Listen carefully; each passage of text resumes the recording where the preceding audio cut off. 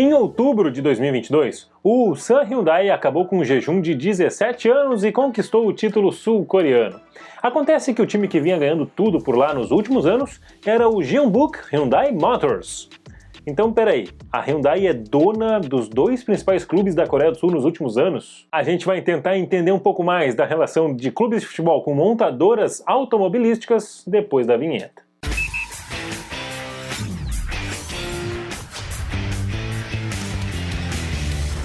Antes de mais nada, eu sou Matheus Schenck e esse é o Nonsense Football e você está convidado a já se inscrever no canal se você não conhece nosso trabalho. Estamos aqui quase todos os dias para levar informações, curiosidades e histórias do futebol alternativo brasileiro e mundial. Então, já deixa a tua mão no like nesse botãozinho vermelho da minha esquerda. Existem vários exemplos de fabricantes que resolveram entrar no ramo do futebol. E quando digo entrar no ramo é realmente tendo clubes de futebol. Acontece que o primeiro exemplo desse vídeo não vai ser de uma fabricante automotiva, não vai ser de uma fábrica de carro, não. E eu vou te explicar por quê. Acontece que quando se fala em parcerias de clubes de futebol com alguma fábrica, alguma empresa, o nome do PSV é o que sempre me vem à mente logo de cara. Afinal, PSV significa literalmente o time da Philips. Pois é, e nos últimos anos, acontece que a Philips saiu da marca da camisa do PSV. E eu fui entender por quê. A Federação Holandesa passou a permitir patrocínio nos uniformes em 82, e desde então lá estava a Philips nas camisas do PSV.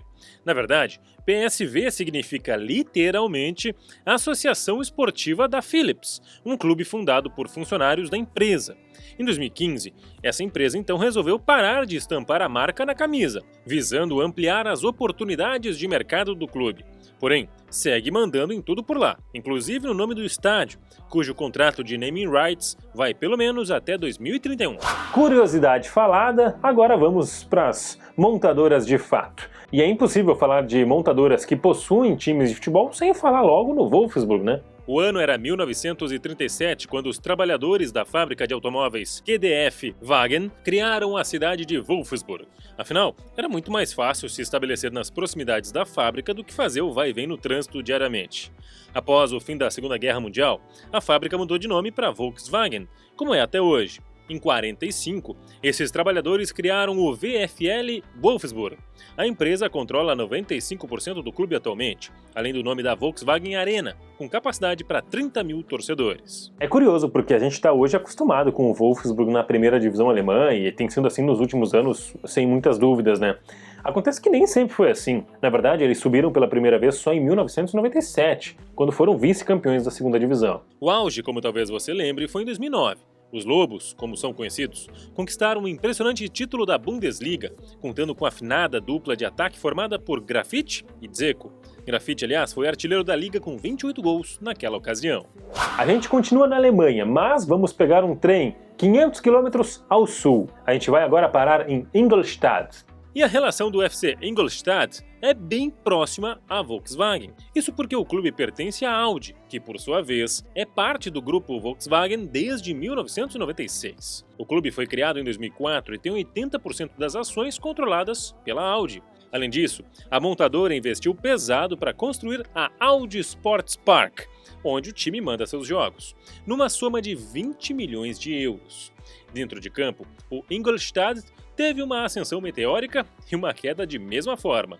Foi campeão da segundona em 2015, mas já em 2017 acabou rebaixado de volta e hoje está na terceirona. Existem exemplos bem numerosos de clubes asiáticos que têm relações próximas com montadoras. O nosso primeiro exemplo agora é do Japão. Bora falar do Nagoya Grampus. O Nagoya começou sua história em 1939, ligado a uma fábrica da Toyota na cidade. Só que demorou para a empresa assumir o clube por completo. Só rolou em 1968. 4 anos mais tarde, ganhou a primeira edição da segundona japonesa, mas usando o nome de Toyota Motors Sport Club.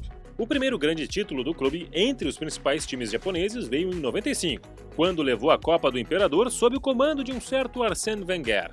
Em 2010, a equipe foi campeã da J-League e alguns anos atrás teve até Jô no ataque. Na Ásia, ainda, havia um outro exemplo de clube com montadora. Errou feio, errou rude. Havia um outro exemplo de montadora com clube de futebol. Eu digo havia porque ele acabou dissolvido no começo de 2022. era o Chongqing Lifan, fundado em 1995 na cidade de Wuhan. Wuhan, aquela em que começou a história toda da pandemia. Só que foram apenas 2 anos nesta cidade. O clube teve um sucesso meteórico e logo subiu para a elite chinesa. Em 1997, então, se mudou para a vizinha Chongqing, onde os donos achavam que haveria maior receptividade da torcida. Em 2000, a Lifan comprou o clube e foi justamente neste ano em que a equipe conquistou sua maior taça, a Copa da China. Em 2017, a marca de investimentos da China Dangdai comprou quase todo o Chongqing Lifan, se tornou dona de 90% do clube, ou seja, a Lifan ficou só com os 10% restantes, tornando-se sócia minoritária. Curiosamente, um ano antes, em 2016, o Chongqing Lifan tinha sido considerado o 9º clube chinês mais valioso do mercado.